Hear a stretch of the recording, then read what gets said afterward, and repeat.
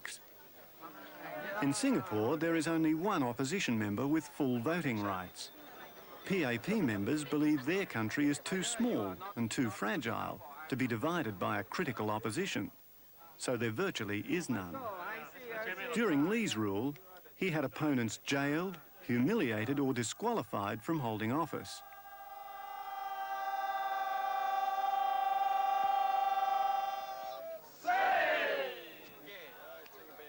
PAP campaign workers celebrate Lo Meng See's victory at the last election. They're toasting not so much success, but the system that allowed it. Although PAP candidates got only 60% of the vote, they got all but one of the seats in Parliament.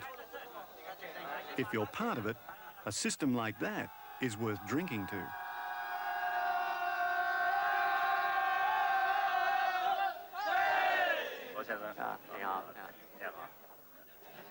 As with most members of the PAP, Lo is Chinese.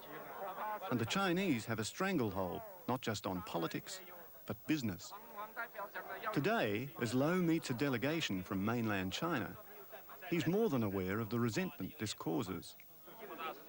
With their tight networks of mutual support and their sometimes ruthless business practices, the Chinese have been resented in many countries, including Australia. It has led to their exile and, in some cases, slaughter. What we basically try to do is to learn the bitter lessons of other countries and make sure that we do not follow the same mistakes that some of them made.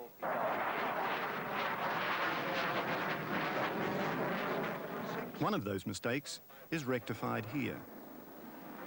Behind Farnborough and Paris, Singapore's airshow is now one of the world's biggest. Without so much as a Smithy or Bert Hinkler in its aviation past, Singapore has somehow managed to attract the big aerospace firms of the world here to its annual airshow. Away from its home base to a maintenance center, which is provided with quality engineering. The Prime Minister uses the occasion to sell Singapore as a regional base for the big international airline carriers. It's all part of a grand government strategy to change from a manufacturing country to an administrative centre.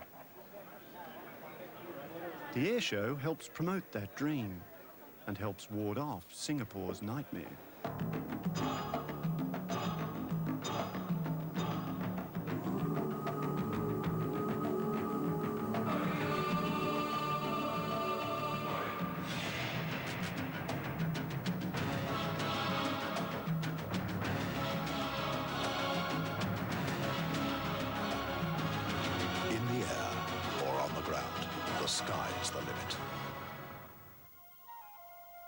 Singapore is a very small, very rich, very Chinese enclave in a very poor, very Islamic part of Asia. Its neighbours are 230 million, not necessarily friendly Muslims, and some of those neighbours are at the airshow as buyers. So it's an opportune time to drop a few none too subtle reminders that, small as it is, Singapore packs a punch. Out of a population of 2.5 million, it can mobilise 250,000 highly trained troops in 24 hours.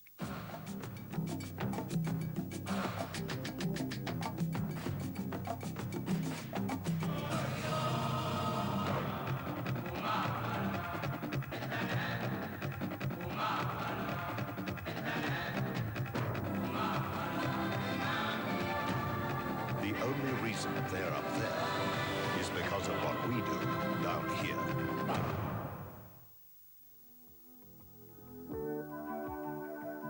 Singapore is aviation conscious. Its airline is a world leader, up there because of what happens down here.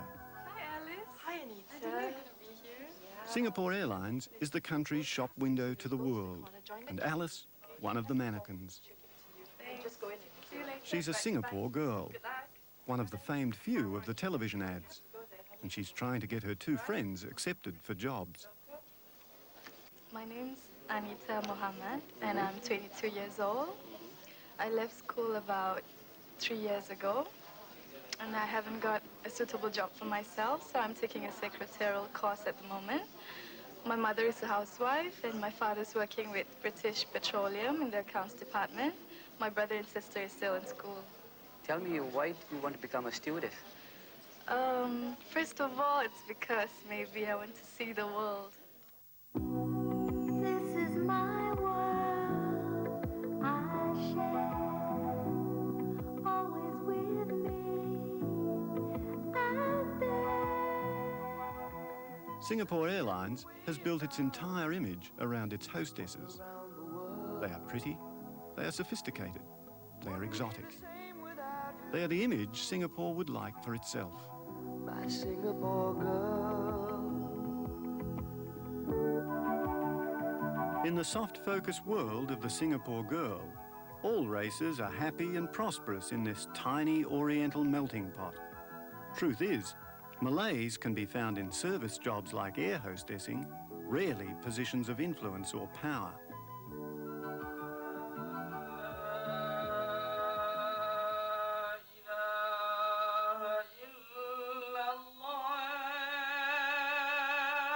The government fears the call to prayers could one day be a call to arms. Singapore's Muslims are at the bottom of the economic heap, and despite government initiatives and incentives, seem destined to remain there.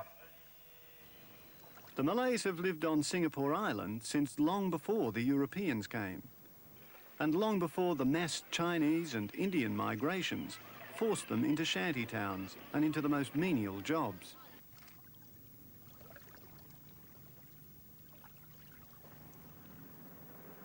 Today, of all Singapore's racial groups, the Malays have benefited least from the country's newfound prosperity. Financially, politically and numerically, the Chinese outmuscle them. In business acumen and aggression, the Indians do, and the Indians run a poor second to the Chinese.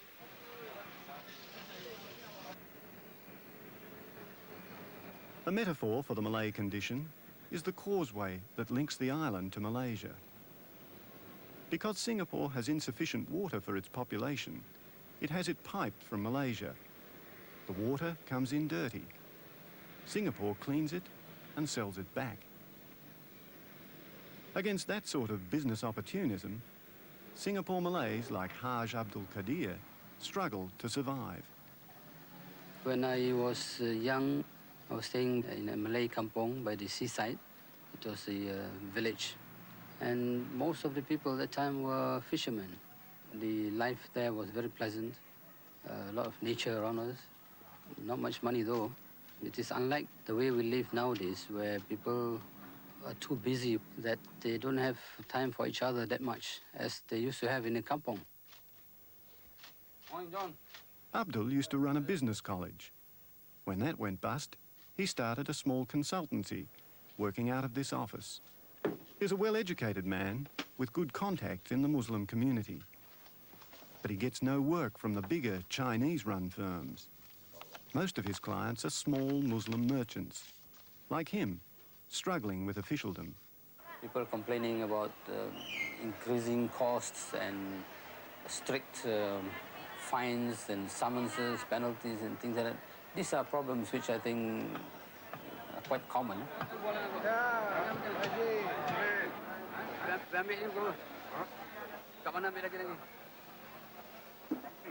Abdul has just had his own brush with government regulations. For a time, it appeared he wouldn't be allowed to buy this flat. Abdul and his family just squeezed under the 22% Malayan racial quota for the apartment block. The government sets the quotas, it says, to prevent creation of ethnic ghettos. Critics say the quotas are so that Malay-dominated electorates won't emerge to challenge the Chinese-dominated People's Action Party. To Abdul, his religion is his politics. We must say that we are all Singaporeans, and I'm very much Singaporean. But I cannot fail to see that I'm a Muslim.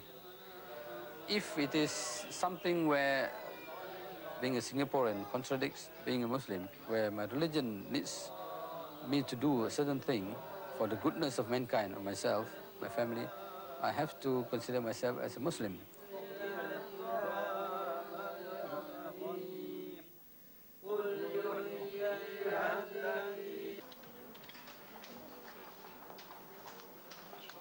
In one of the world's most competitive societies, education is everything.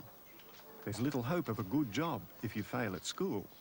There's no dole if you fail at your job.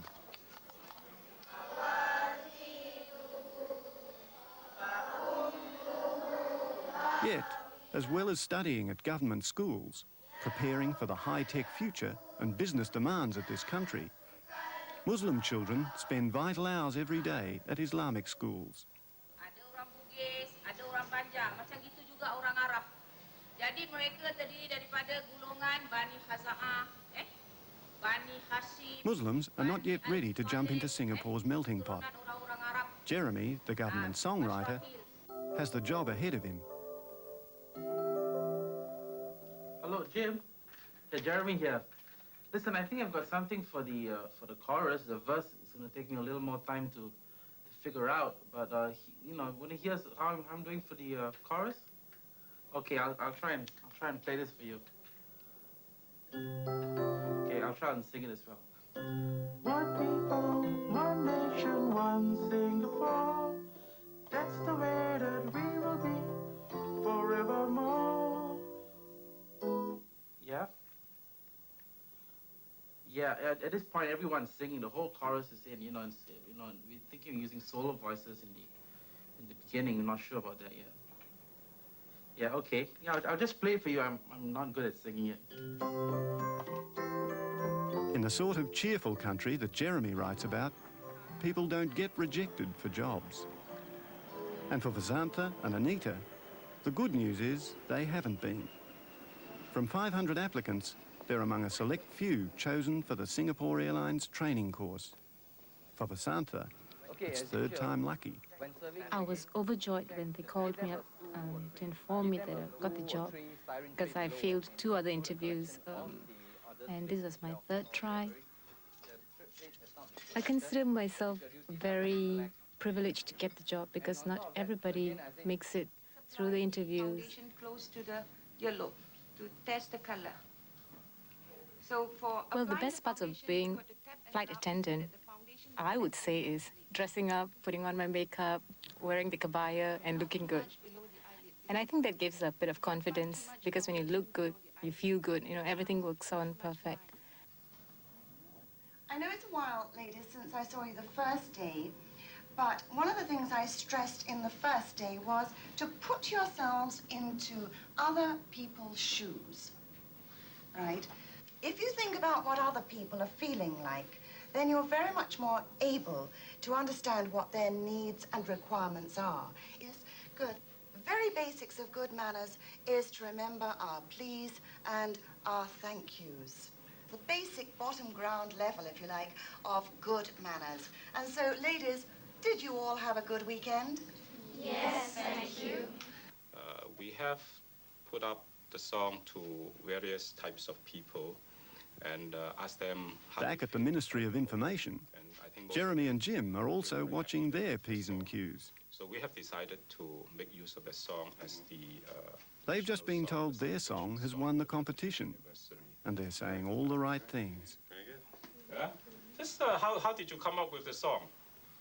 Well, actually, it's quite...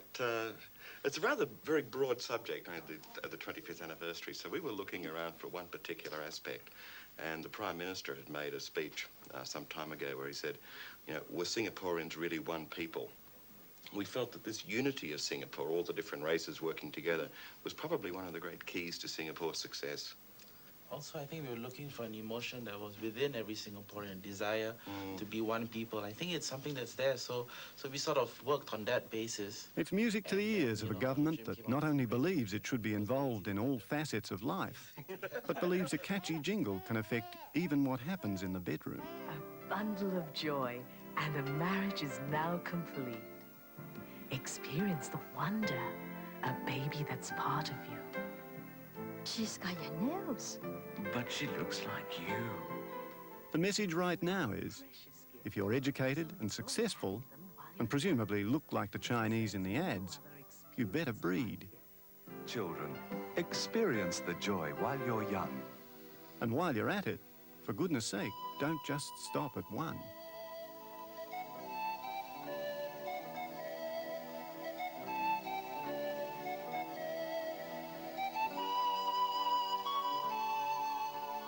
You may give your child the best things money can buy, but the most precious gift of all